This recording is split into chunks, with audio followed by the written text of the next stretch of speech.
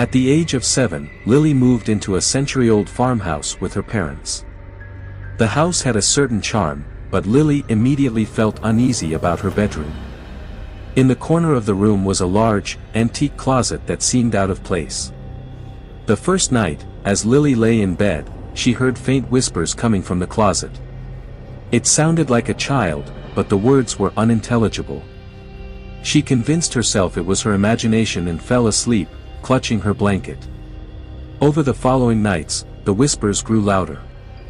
Sometimes, it sounded like laughter, other times like soft cries. Terrified, Lily told her parents, but they dismissed it as a child's overactive imagination. One evening, her parents hosted a dinner party, leaving Lily alone in her room. As she played with her toys, the closet door creaked open on its own. Lily froze, staring into the darkness within. From the shadows, a faint figure emerged, a young girl in a tattered dress. The girl pointed at Lily and whispered, "Come play with me." Screaming, Lily ran downstairs, but when her parents checked the closet, it was empty. The next day, Lily's mother discovered an old diary in the attic. It belonged to a girl who had lived in the house decades ago and had mysteriously disappeared. The last entry read, "I'm hiding in the closet. They won't find me here." Moral: never ignore a child's fears, their intuition may sense what adults cannot.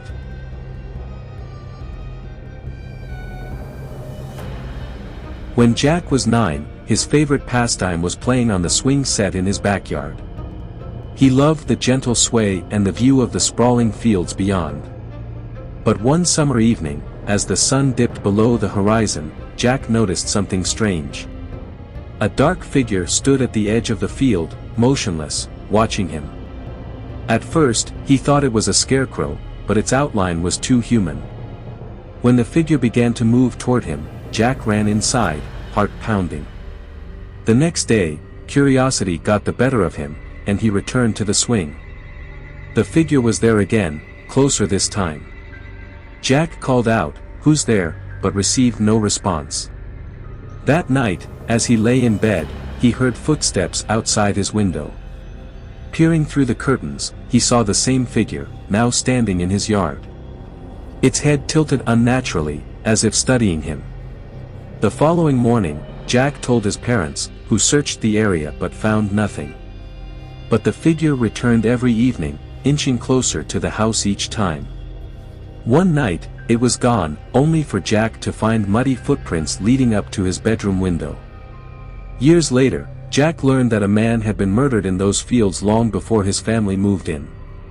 The case was never solved, and the man's spirit was said to linger, searching for answers. Moral: the past has a way of leaving its mark. Some places carry echoes of what once was.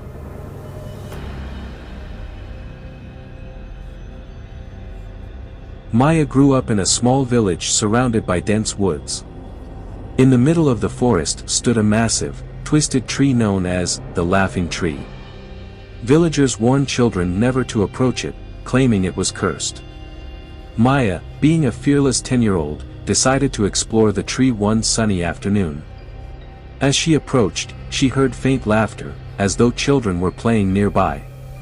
But the forest was empty, and the laughter seemed to come from the tree itself.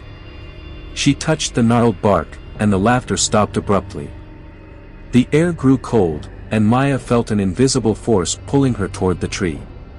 Terrified, she ran home, vowing never to return.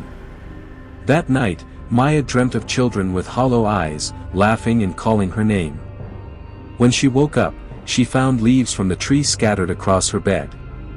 Her parents brushed it off as a prank, but Maya knew better. Over the next few days, she became plagued by whispers and laughter that only she could hear. One evening, she found herself sleepwalking toward the woods, drawn to the tree. Her parents stopped her just in time and sought help from the village elder.